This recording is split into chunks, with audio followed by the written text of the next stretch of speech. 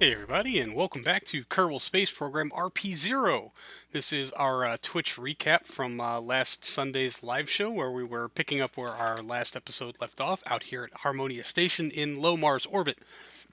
Now, with the crew safely docked and some transferring going on, we do have a lot of work to do here on orbit.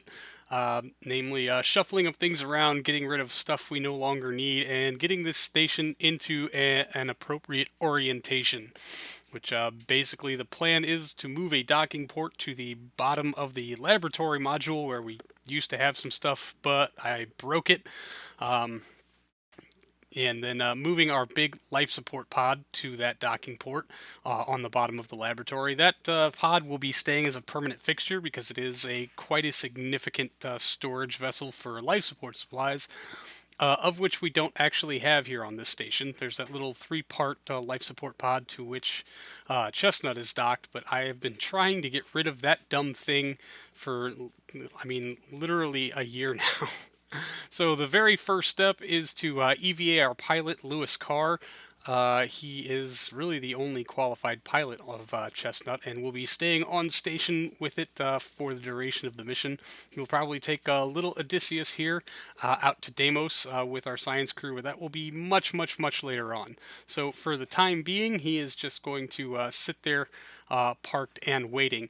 Now, our engineer Laura Douglas and her trusty cordless drill are going to go down to this life support tank and move those four small orange tanks onto the docking adapter, which we have every intention of getting rid of sometime very, very soon. We no longer need that docking extender or these four little tanks. I guess at some point I had thought about disposing of this supply pod when it was empty. Of course, it's been on station here since the last crew uh, was on Harmonia Station like 5 years ago or something around those lines. So it's pretty much earned its keep, I guess. But we don't need those four small tanks, so we will be getting rid of them. We're going to get her onto the lab and then tucked inside so that we can go ahead and undock little Odysseus here, make sure that the life support is unlocked, give him some fuel to work with, and then just slowly back away from the station.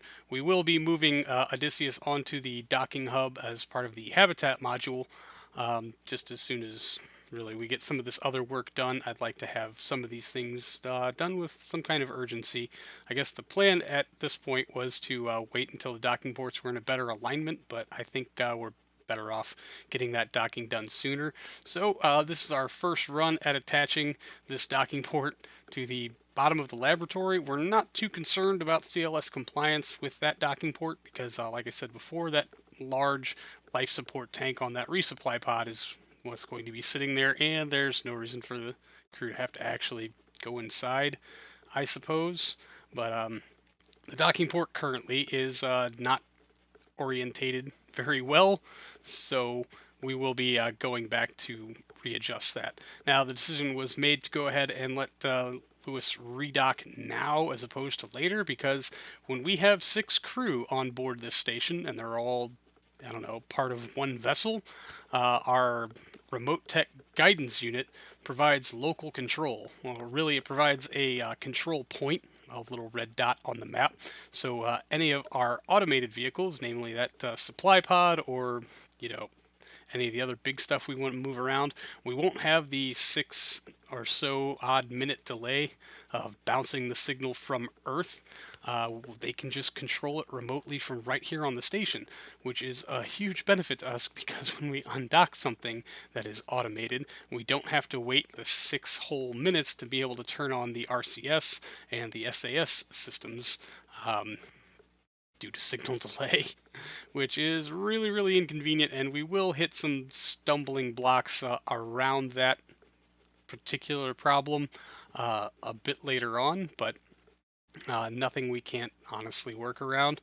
So very, very slowly, Lewis Carr is going to make his approach to the far side of the habitat ring, the primary docking hub there, and then start to make his approach. Now that we have our target selected, we're just kind of waiting until we drift into a better position. Poor Odysseus here suffers from me not paying attention to RCS build aid or even knowing how to use it way back in the day when this thing was made. And I think that was when we were gearing up for our second crewed Mars landing, and a whole lot I didn't know back then. So the RCS placement is just kind of bad. Yeah, so there's a lot of wayward drift as far as articulating the vessel, but it has been docked and undocked to Harmonia or some other parts of the station several times now. So it's just a matter of relearning how to fly it, and honestly, I've docked many things that were quite difficult to manage in the past, although I am still absolutely terrible at it, as many people can attest to. Anyways, the biggest secret, which is not really a secret, the biggest thing that cheat I was given was to turn off SAS just as your docking ports make contact and the magnets can take over, and that way SAS won't fight the magnets realigning the spacecraft to the docking port, which will make for a much easier docking experience. That has saved so much time and trouble and frustration, just that one little thing, and a viewer queued me in onto that just a few months ago, really. So one of the reasons why I love this game is there's always something you didn't quite know about. There's the SAS disengagement and hard dock. Excellent. And so now we're going to transfer some fuel around in hopes of getting a better fuel balance. I think the next step is to move the resupply pod down to the lower docking port, and then we have to take the solar panels off of the capture stage for our habitat ring and move them onto said supply pod, because that's the whole reason of taking those panels there, is we needed to improve the solar panels, or the power generation out here at Harmonia Station. Instead of spamming 10,000 panels, we just brought these two really big ones. Also, the R key for KAS will do node attach, which is what we want just because it's centered and will look better. So we just made a very quick reattachment of that docking port. And here's the first run-in with the remote tech thing. As you can see, our signal delay 408 seconds. Yeah, taking more than 6 minutes to delay the signal. Now I thought, oh, maybe it's because we don't have a dish angled in. But that shouldn't matter. We have those omnidirectional antennas that are absolutely connected to Harmonia Station, which is probably where it's getting its signal from. The problem is we have our sixth crew member, Engineer Laura Douglas, on EVA, sitting there waiting to move stuff around. So we'll just tuck her right back in the laboratory, turn off flight computer, make sure that we have our little red dot, and yeah, look at that. Signal delay 0.0000 seconds. That's what we'd like to see. So now we have RCS. Now we took as much of the life support supplies out of this ridiculous pod as we could and moved them to that little 3-tank assembly thing to which Chestnut is docked. For the sake of lightening the load, that will give us some fuel savings, also make this thing a little easier to maneuver around, although quite honestly it was still pretty difficult. This thing is mostly full still, which is a good reason to keep it, because it has just such amazing capacity. We can keep it on station for a good long while, and this is after refilling all of the life support for the habitat ring, all of the life support for Odysseus, and all of the life support for poor Chestnut back there, and of course topping off all of the life support in the Mars lab drop base, which is the single biggest killer of our frame rate currently. So once again, taking the very patient route and drifting ourselves very slowly around to alignment, just because it's easier and it makes engaging with chat a whole lot easier, because I'm not stressed out about trying to do about 25,000 things all at the same time. I'm really bad at multitasking, apparently. So once I've kind of eyeballed where we are, we'll go ahead and make our pivot in. Now, RCS on this thing is just a little bit more cooperative than Odysseus, although we do have much more powerful thrusters and a much better arrangement of sorts, although I think this was a single pass RCS build aid vehicle to which I did not concern myself all too much with how it would be arriving, and of course the characteristics of the vehicle are very different with it half full versus fully full, uh, making doing multiple passes for this express purpose kind of redundant. But docking here was actually a whole lot easier, mostly because what you can overcome with imbalance is mainly a factor of torque. So there's a little bit of a nudge. We'll get ourselves closer, and then magnets take over, and we have hard dock. Fantastic. Now we will fold away that solar panel. That little array at the bottom of the lab is going to be disposed of along with some of our other junk. So now with that supply pod in place, Laura Douglas can once again EVA. This is like her third trip out this episode. And grab these solar panel arrays that we had always had destined for this station. We just brought them along in the most convenient way possible, letting them serve dual duty as the comms array for the capture stage, as well as the solar panel arrays for the capture stage. And now they're going to be redeployed in their final deployment here on this supply pod and provide the primary source of power for Harmonia Station. Now, I was trying to make sure that they were angled straight relative to the body of the spacecraft, but decided that is kind of irrelevant.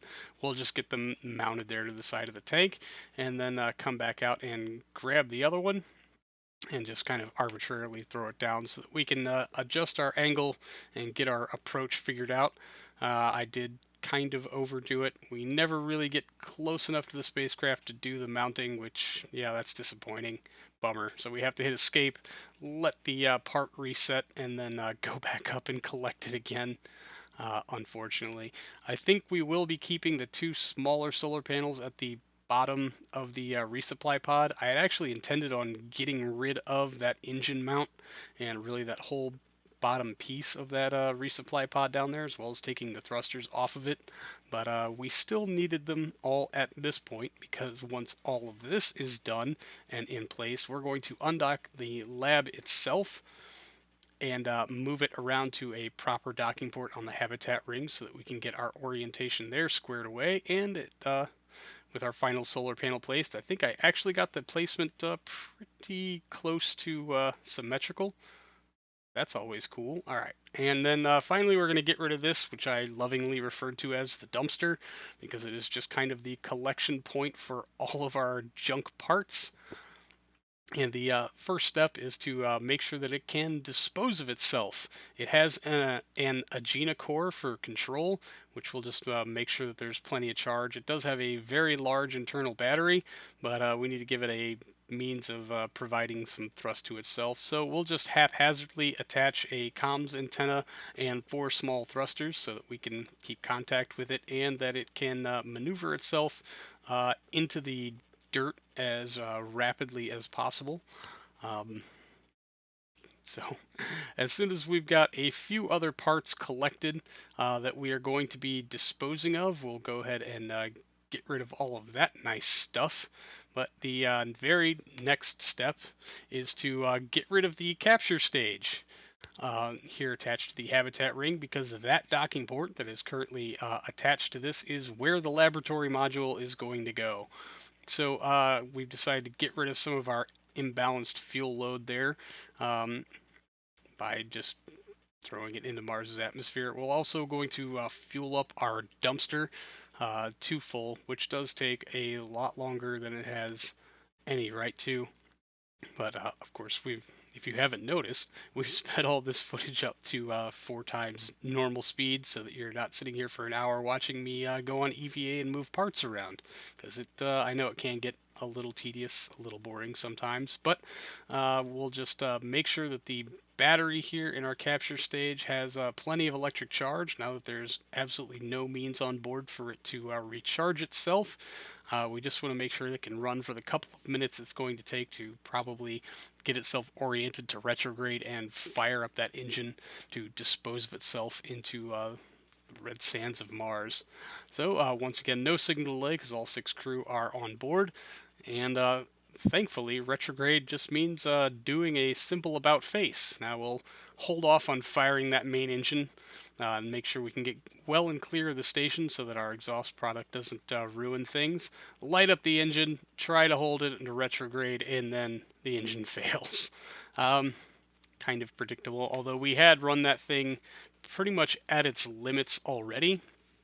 Just getting it to Harmonia Station, there was a fairly large capture burn. Of course, it did have to light up to even get the dumb thing to Mars to begin with, but all in all, we were able to complete the disposal on RCS, so we can very quickly switch back to Harmonia Station just to make sure that we don't have to go out to the map view and do the whole, switch to from here loading screen, which takes absolutely forever and is just generally not a whole lot of fun. Now, I thought that having Laura Douglas in the laboratory module would allow us remote tech control. That's not the case, but we'll get to that in a minute. The very next step was to get rid of the dumpster. We just have this tiny solar array that was kind of haphazardly scrapped together from other things, and we'll just attach it to the forward-facing nose of the thing, and this comms antenna, and we already placed the other comms antenna, so now we are ready to go ahead and dispose of the dumpster. Of course, in post, I can look over this thing and see that there's like 5 or 6 other parts that it would have been really nice to get rid of. Trying to switch to the dumpster switched me out to that capture stage. Of course it did, because that was obviously the next vessel that I wanted to switch to. But now that we're back in dealing with our little dumpster, we can go ahead and unlock its fuel, make sure the RCS ports work. They should. Everything out here is configured for Aerozine 50 and nitrogen tetroxide, and then properly slam it into our station. Because, 4 thrusters facing the same way on such a small craft with not too much distance between them doesn't give you a whole lot of torque to turn. So with the aid of a solar panel knocking itself into the station and promptly sacrificing itself to push this thing clear, we can use the thrusters now hopefully to maneuver clear of stuff, not without 1 or 2 other bonks, although the only other casualty here was that other solar panel, which we're getting ready to get rid of anyway. So that thing proving to be just kind of a pain. We're just going to let it drift off into space for a little while. I will take care of its disposal manually at a later time, but we may just range safety it, seeing as how that's a very effective way to do things, and call it deorbited. Either way, it's not going to be a problem anymore. So with everything clear and out of the way and the weight load on the science module now relatively balanced, we will decouple it, realize that now means we no longer have 6 crew in the same space as the remote tech guidance unit, and then so Laura Douglas will EVA again and jump into the Odysseus just to hang out for a little while, bringing our signal delay down to nothing, which is awesome. So now we just have to orient ourselves around to the correct side of the station. Now, this thing is heavy. Still mostly laden with fuel, and of course all of the life support supplies that are still on board, because there's things we just couldn't transfer to anything else because they are entirely full.